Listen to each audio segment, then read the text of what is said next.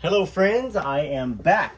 So I've got my sister's coming to visit today, and her husband. It's kind of an unexpected surprise. She let me know she was in Illinois, so I might not have as many videos today, but I'm trying to do some reading here for y'all prior to her coming, so I can release some of these chapters or partial chapters. Please continue liking all the videos like you do. You guys are wonderful about that. I know some of y'all can't because 70% of the people that watch these are on YouTube that don't have a subscriber channel. So that's why sometimes you don't see as many likes. I have all the statistics that I can see. So not that it matters much to you, but thanks. Keep liking, keep sharing. For those of you that have been kind enough to leave super thanks, that's amazing. Thank you. When you do leave a super thanks, I will give you a shout out for sure. It helps my family. And watch as much of the video as you can. Some of y'all are great about watching to the very end, and that helps the channel. It also helps rank up the books that you're reading. So without further ado, I think we can get into some reading right now. Elvis and Kathy. And yeah, let's do it. I think that's all I got to announce. Yep. All right. All right, so we had just left off where Elvis had just got the Lisa Marine. He was so excited. He told Kathy that he would take her anywhere, and she blurted out Hawaii. So the band was like, "Oh, we're never gonna make it back in time," and Elvis was like, "Yeah, we can." And then they talked Kathy out of going to Hawaii. So he said, "I guess you're right, honey. Cut it, guys. Cool the engines." So that's where we got here, and then here. But all my memories about Elvis and my discomfort in accepting most gifts, I think often most of Baltimore, just weeks before he died. He had called me and asked me to stay with him. Larry Geller, Elvis's spiritual confidant and friend, was there, and we talked about many things, all very spiritual and deep. Elvis was very ill, and we all knew it, but we didn't discuss his health.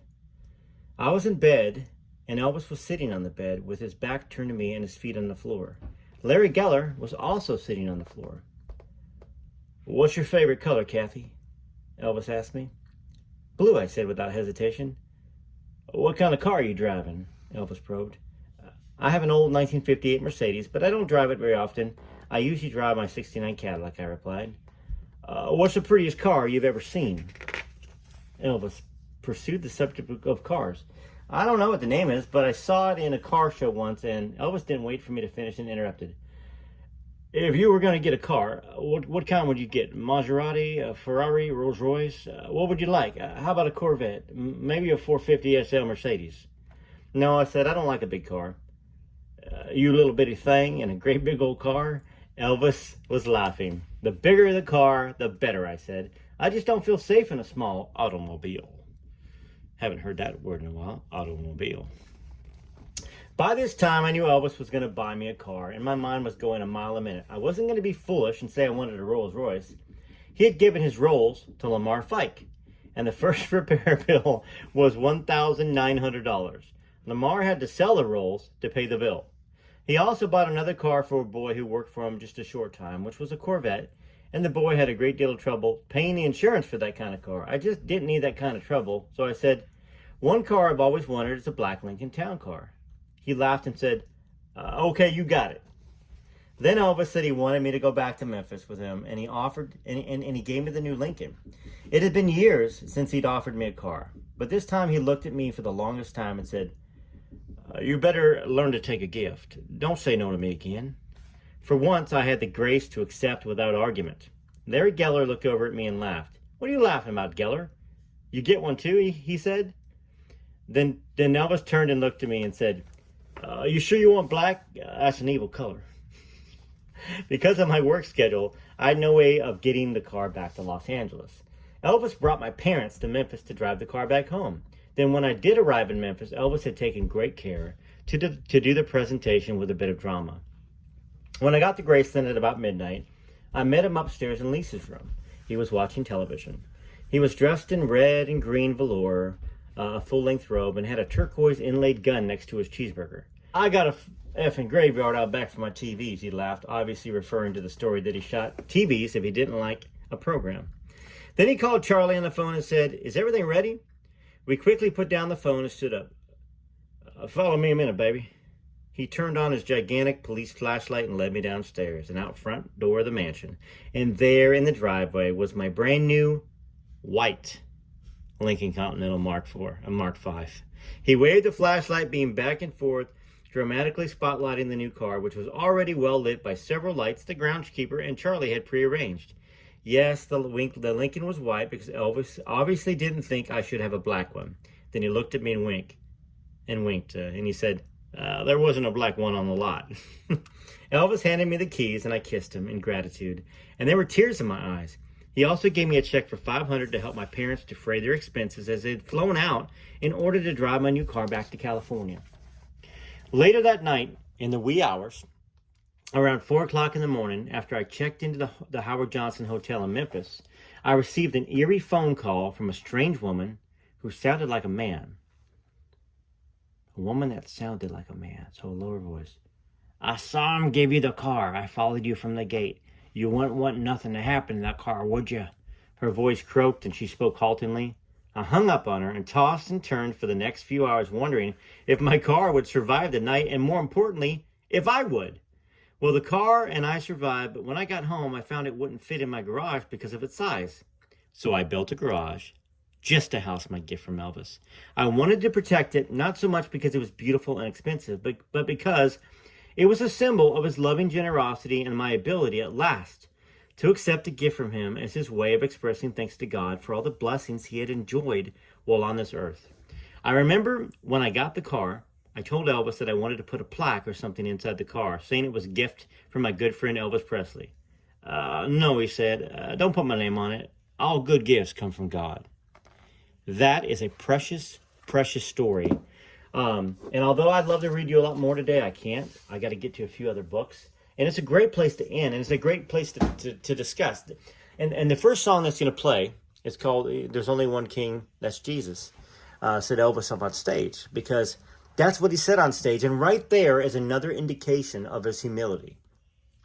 It's another indication that at his core, Elvis was a sweet, kind, loving, God-fearing, grateful person. You know, I've always heard in this life, you need to have gratitude and not attitude. That's a great saying that I've had a lot of friends say. And Elvis had gratitude, not attitude. Now, just like every human, he had attitude. Of course, we know that. But at his core, you know, he understood that everything that he got came from, you know, some people are going to say it's fate. Some people say it's from the higher power. Some people say it's Buddha, whatever. You know, just Elvis said it's God, you know, Jesus. You know, Elvis was a great searcher, but right there, no, don't put my name on it because all good things come from God. You know, I mean, he could have said, yeah, that's fine. That's fine with me. But he really, I think it was very important for him that when he gave the gift, that Kathy, that Charlie, you know, that Red West, not that those guys might have gotten it, but that it was him giving it because of God giving him so much. Not necessarily Elvis the man. He enjoyed it, I'm sure. But he didn't want the thanks. He didn't want that gratitude. Sometimes he ran off. He was embarrassed or didn't want it. He wanted it to be truly a blessing from God. That's where I'm going to leave you with this book today. Okay? TCB TLC. Tune into the other books. And remember, you can just click on playlist.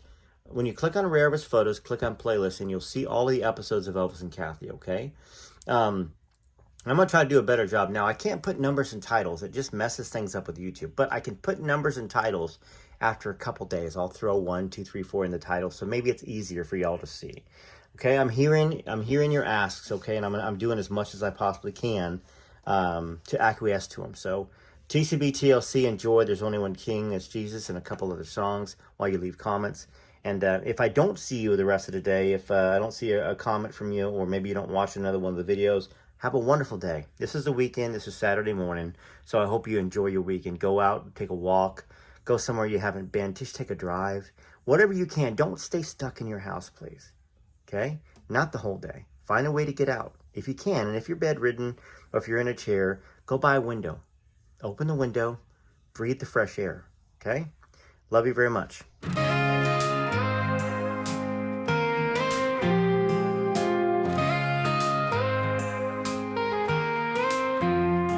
There's one king above all, a light that never fades, a name that we call in every prayer we say. Through every storm we face, He stands tall and true, lifts us up with His grace, shows what love can do. There's only one King, that's Jesus.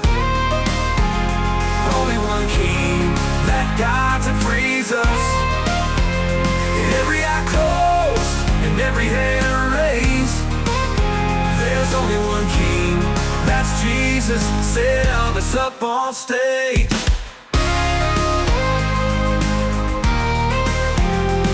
In the darkest of the nights, when hope seems all but lost, His light, it shines so bright because He took up the cross. There's only one King, that's Jesus. Only one King that guides and frees us. Every head bowed and every hand raised. There's only one King, that's Jesus. Set Elvis up on stage.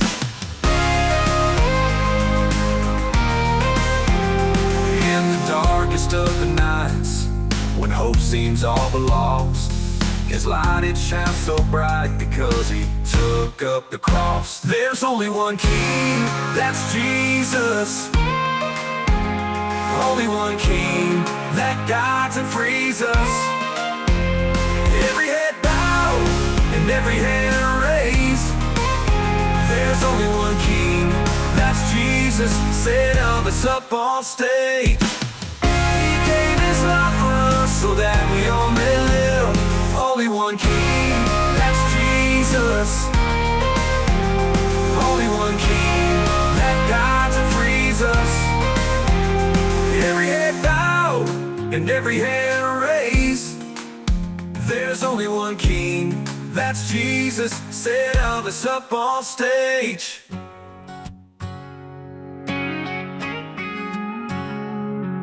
He walked on stage with a smile, made our dreams come true for a while. Guitar in hand, moving wild, every scream made Him feel alive. Shook His hips, people would sigh. If I can dream, He touched the sky. Jailhouse rocking all night long, to the rhythm of a rock and roll song.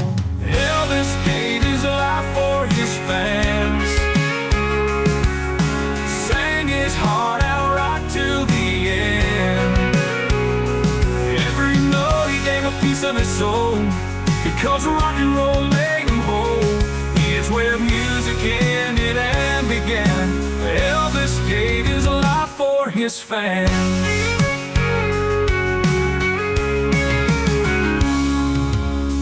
Long nights on the road, legends told, stories unfold. From Graceland to the crowd, He played every song loud and proud. Elvis gave His life for His fans, sang His heart out right till the end. Every note He gave a piece of His soul, because rock and roll made Him whole. Here's where music ended and began. Elvis gave His life for His fans.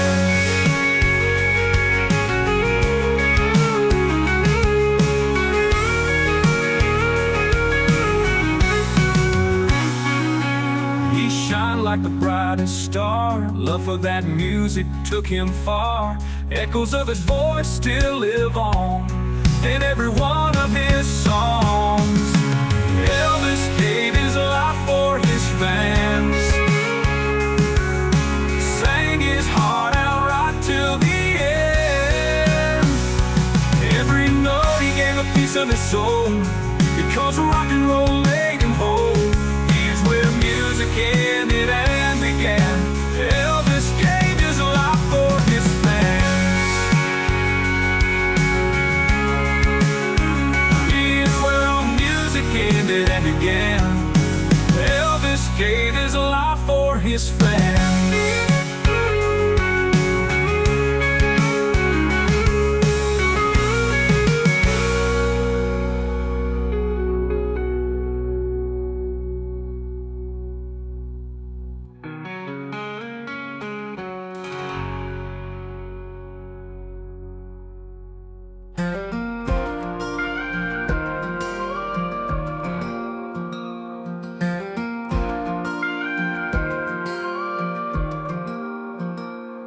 I'm in a blue suede dream tonight, and feel the rhythm come alive. My heart beats to every Elvis song. On my turntable I turn on. Hound dog echoes in my veins, jailhouse rocking through the years. We're all the part of him that red remains as we wipe away our tears. We say thank you to the mailman, say our grace and our amens. Live our life in God we trust. Yeah, Elvis is alive in all of us.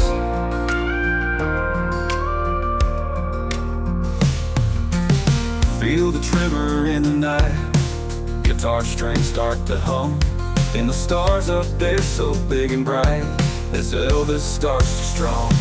We say thank you to the mailman, say our grace and our amens. Live our life in God we trust. Yeah, Elvis is alive in all of us.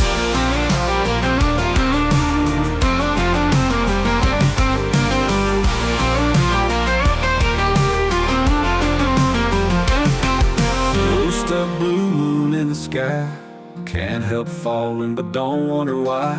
Elvis' spirit never dies in our soul. For all our lives we say thank you to the mailman, say our grace and our amens. Live our life in God we trust. Yeah, Elvis is alive in all of us. Yeah, Elvis is alive in all of us.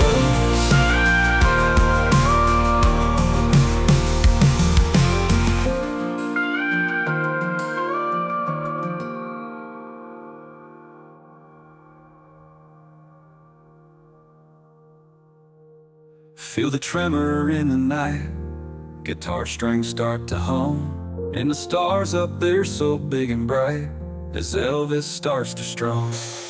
Feel the tremor in the night, guitar strings start to hum, and the stars up there so big and bright as Elvis starts to strum.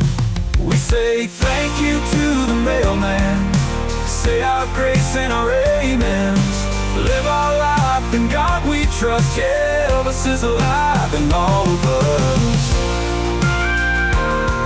Yeah, Elvis is alive in all of us.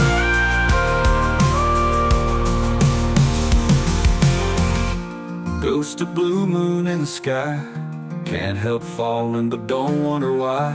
Elvis' spirit never dies in our soul. For all our lives.